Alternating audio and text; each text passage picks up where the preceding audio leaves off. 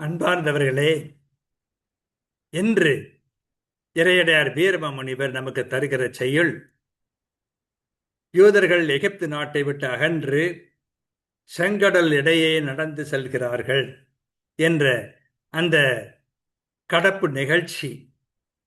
அதை மிக அழகான செயலிலே நமக்கு இன்று தருகிறார். அதனை நாம் ரசிப்போம். அங்கு நிகழ்வது என்ன என்று பார்த்தால், ஒருபுறம்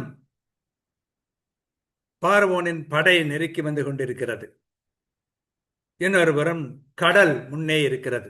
இத்தகைய சூழலிலே என்ன நடக்கிறது? இப்படை தொடர புணரி முன் நெருங்க இடைவரும் யூதர் உள் வெறுவ அப்பு அடை கடலை மோயிசன் பெரும்பால் அடித்தலின் பளிங்கு ஒளி சுவர்கள் ஒப்பு அடை அலைகள் பிரிந்து அகன்று இருபால் உயர்ந்து நின்று இடத்து இவர் புக்கு வெப்பு அடை அரசன் உளத்து உடன்று உலம்ப விருப்புடன் யூதர் போனார் என்று மிக அருமையாக இந்த செயலை தருகிறார். இதன் பொருள் என்ன என்றால், இப்படை தமக்கு பின்னால் தொடரவும் கடல் முன்னால் நெருங்கவும் இடையில் வரும் யூதர்கள் உள்ளம் நடுங்கினர்.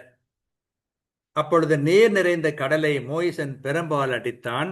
அடிக்கவே பளிங்கின் ஒளி வீசும் சுவர்களுக்கு ஒப்பாக அடைந்து கடந்த அலைகள் இடையே பிரிந்து அகன்று இரு பக்கமும் உயர்ந்து நின்றன. இடைப்பட்ட தரையிடத்து இவர்கள் புகுந்தனர். கொதிப்பு கொண்ட அரசன் தன் உள்ளத்தில் சிறந்து முழங்கி நிற்க யூதர்கள் விருப்புடன் நடந்து போயினர் என்பது இதன் பொருள். தெளிவாக விளக்கமாக சொல்வதென்றால், எகிப்தியரின் படை பின்னால் நெருக்கியது. முன்புறம் கடல் இருந்தது. யூதர் இடையிலே அகப்பட்டனர். அதனால் நடுங்கினர். மோசே பெரும்பால் கடலை அடித்தார். நீர் பிரிந்து பளிங்கு சுவர் போல இருபுறமும் நின்றது. யூதர் இடையே சென்றனர். அரசன் புழுங்கினான். யூதர் கடலிடையே நடந்து சென்றனர். இப்படை தொடர புணரி முன் நெருங்க விடைவரும் யூதருள் வருவ ஒப்படை கடலை மோயிசன் பெரும்பால் அடித்தலில் பளிங்கொளி சுவர்கள் ஒப்படை அலைகள் பிரிந்து அகன்றிருபால் உயர்ந்து நின்று இடத்தில் இவர் புக்கு வெப்படை அரசன் உளத்துடன் துளம்ப விருப்புடன் இனி யூதர்கள் போனார் என்று மிக அருமையாக இறையடியார் வீரம முனிவர் நமக்கு இந்த செயலை தருகின்றார். இங்கே யூதர்களின் நிலை, அதை சரியாகவே இறையடியார் சொல்லுகிறார். ஒருபுறம் பின்னாலே துரத்து கொண்டு வருகிறது எகிப்தியருடைய படை, பார்வோனுடைய படை.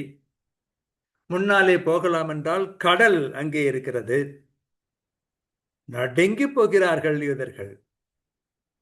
அதன் பிறகு அவருடைய நடுக்கத்தை போக்குகிற வகையில் தான் மோயிசன் கடல் பிளக்கும்படியாக கடவுளுடைய அருளால் அற்புதங்களை செய்கிறார். அப்பொழுது அவர்கள் அதனிடையே நடந்து போக முடிகிறது. அதனுடைய வாழ்க்கையில் கடவுள் இருக்கிறார், எல்லாமே இனிமையாகத்தான் இருக்கும் என்று சொல்வதற்கில்லை. இன்பம் துன்பம் வெற்றி தோல்வை மாறிக்கெல்லாம் வர முடியும். ஆனால் கடவுளுடைய துணை ஒன்று, நாம் கவலைப்பட வேண்டிய அவசியமில்லை என்பதை அருமையாக இந்த செயல் நமக்கு உணர்த்துகிறது. கற்போம். வாழ்க.